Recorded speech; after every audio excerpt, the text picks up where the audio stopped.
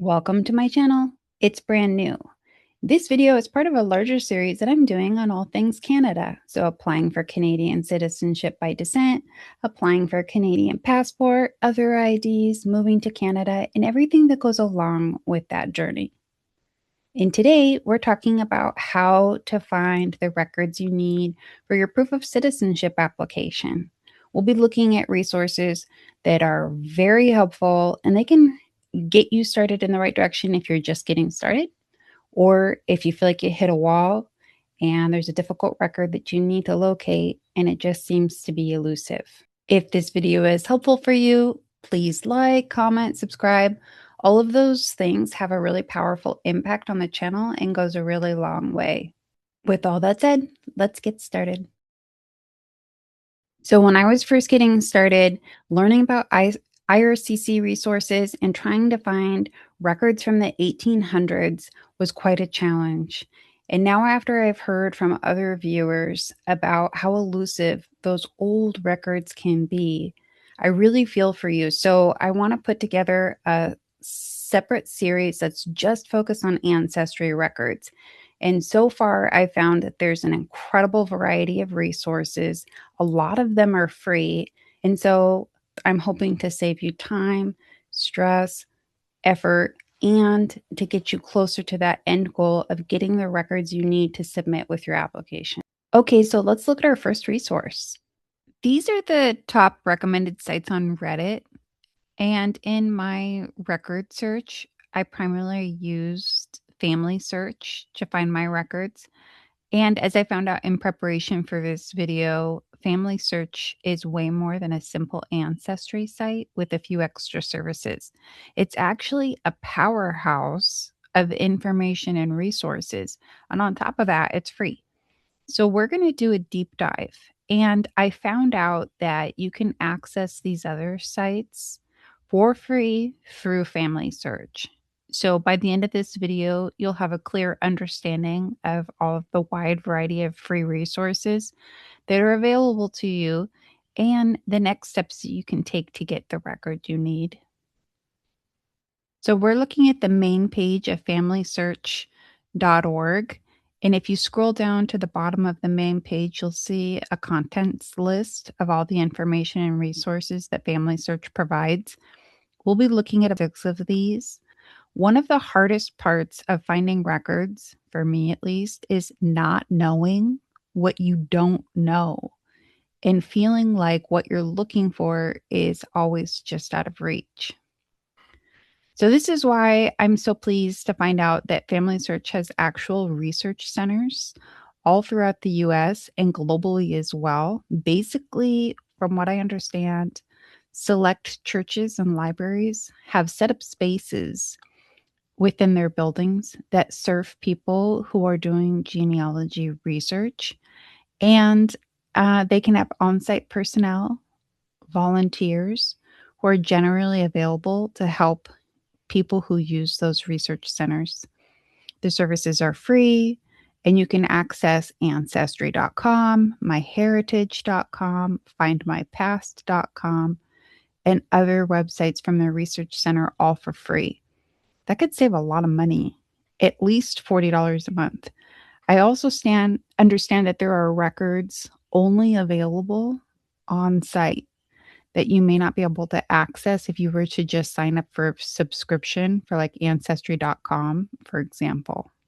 Here's a short description of what a family center is like. This is straight from the familysearch.org website. You can pause to read. The lower section here mentions that public libraries may also be affiliated and provide subscription services like Ancestry.com, MyHeritage.com. And I may go out to visit a family search center and record my journey just so you can see an example of what a research center is like and what the total experience is like. But in general, it says it's in churches and libraries, it's open to the public. You can access exclusive records and complimentary access to technology, and staff are trained to help you. If you'd like to visit a family search center, you can go to this page and enter in your address, city, or zip code. Or you can see all the locations that are currently available from this page. This is the US only. I have no idea that this even existed, and I never would have guessed that it would be this accessible. And this is what it looks like if you click on a location. One of these locations is an affiliate library. And then the other is a family center, family search center. If I select the family search center, this is the information that populates. The hours are different for each location.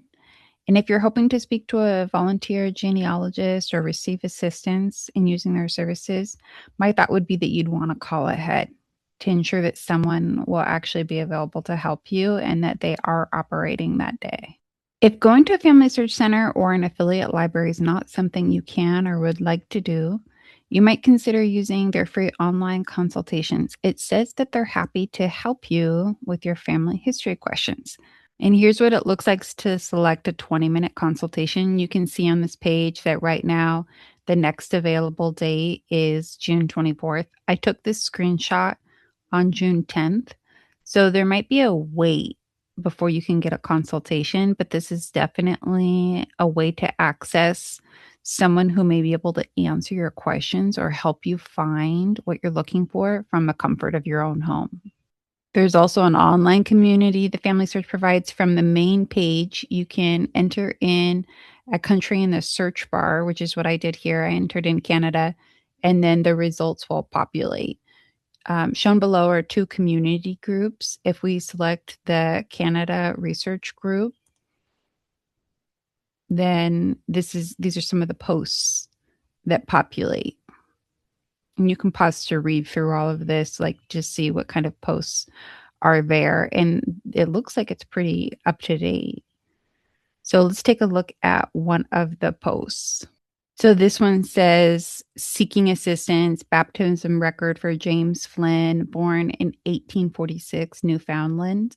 And I wanted to show you the post so you can see the type of responses that you might get and the quality of the interactions and the end result. Looks like they put their question down, and then there were responses from people with links to records.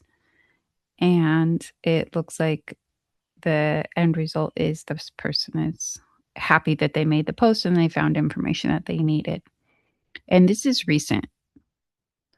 This is June 3rd, 2026.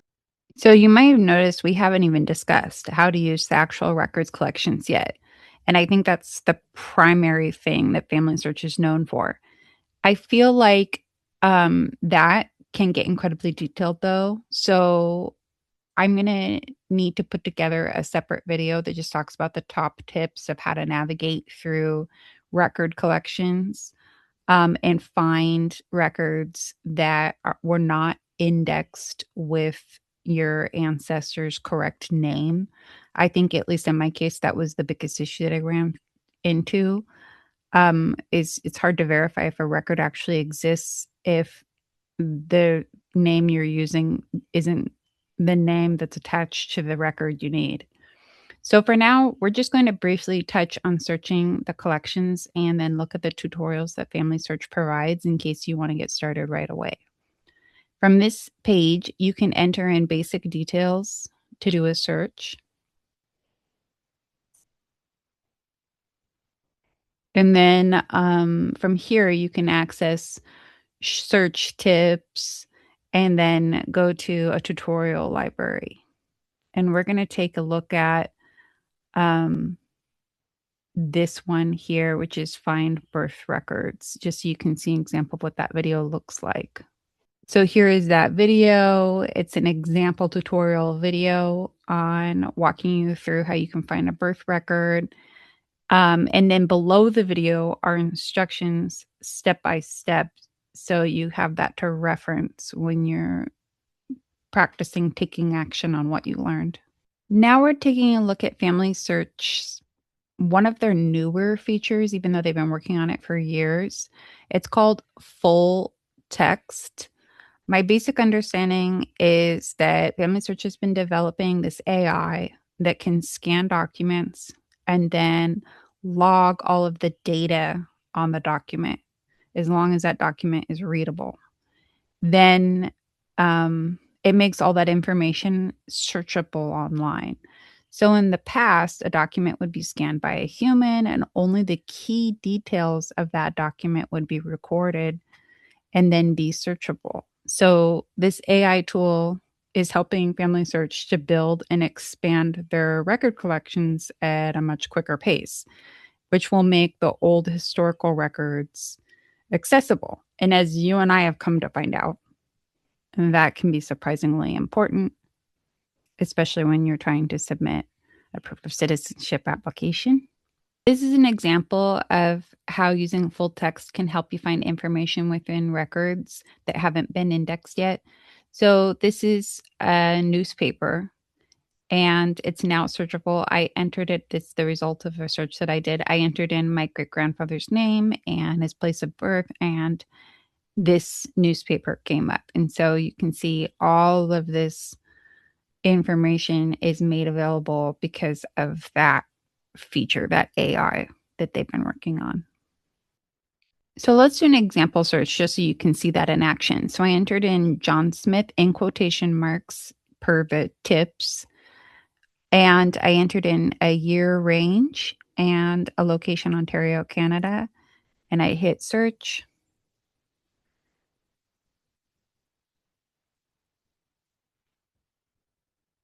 And basically, full text was able to search all of the records in its inventory for that name that I entered under those dates that I entered. So this might not be a document that's been manually indexed yet and part of the regular records, but it's somewhere in the Family Search database because this full text feature, this AI tool, was able to locate that document, read that document, find it, and bring it forward in these search results.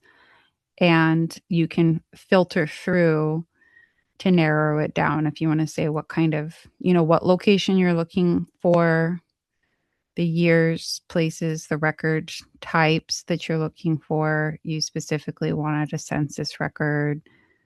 You can narrow down your search results that way. Now we're looking at Family Search's Research Wiki.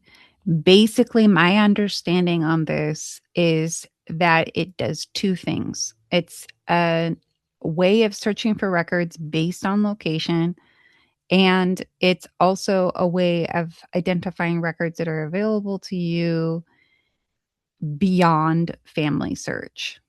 So I entered in Ontario, Canada as an example, and this is that main page for Ontario, Canada. And off to the right-hand side are links, and I've made this larger just so you can read it. These are the different record types of information. So you can further search, narrow down what you're looking for based on down by filtering through these types. And then over here on this side, there's links to additional information. If you click on, it says Ontario Online Genealogy Records, then a bunch of information populates and it's organized under categories. So there's births, marriages, deaths, and so on. And then over here, there's additional information: military, land records, immigration records, directories, court records, different things that you might not even know exist, different categories you might not know exist.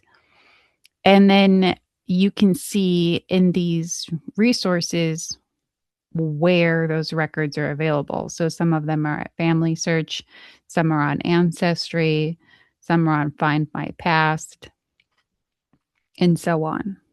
If you select that second option here, online research help, it connects you to the online consultation and the communities so that you can post your questions. So when you click on getting started, it takes you to this landing page of information, which is about getting started on your research for records in Ontario, Canada. And I've made this information here larger just so it's easier to read. Basically, it looks like it's guided research, step-by-step information on how to find what you're looking for records in that specific area. And I think I may have mentioned this in a previous video that I did on finding records. So if you're not sure what you want to search in the regular search tool, the full text tool, you don't know what words to use because you don't know what you're looking for, maybe.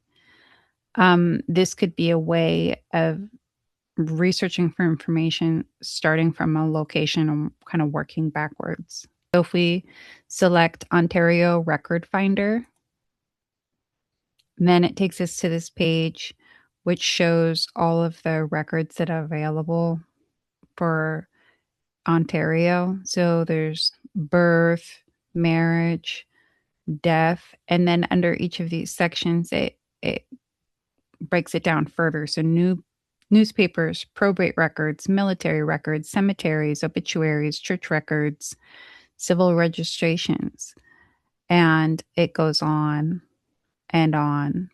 So even though Family Search is an amazing resource and it's definitely information you need to know to get you into the next step of finding your record, I want you to know there's so many more resources beyond Family Search.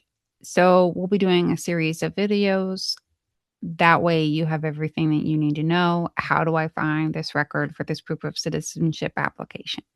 All right, so let's look at what's next. As many already know, I'm not a lawyer, an advisor, or an expert. I'm an applicant sharing my application experience. And these are videos that are on my channel that are also based on my experience. Videos like an overview of my application process beginning to end, how I filled out the proof of citizenship application, how I paid for the application online, how I searched for and obtained records, my AOR letter, that's the response from IRCC that I received after I submitted my application, my application package, an example of that, an inside look, how I completed the document checklist, and my proof of citizenship timeline, what took the longest and lessons learned. If you have a topic that you'd like me to cover, please share it in the comments below. Otherwise, thank you so much for watching. I truly appreciate it, and I hope you have a wonderful day.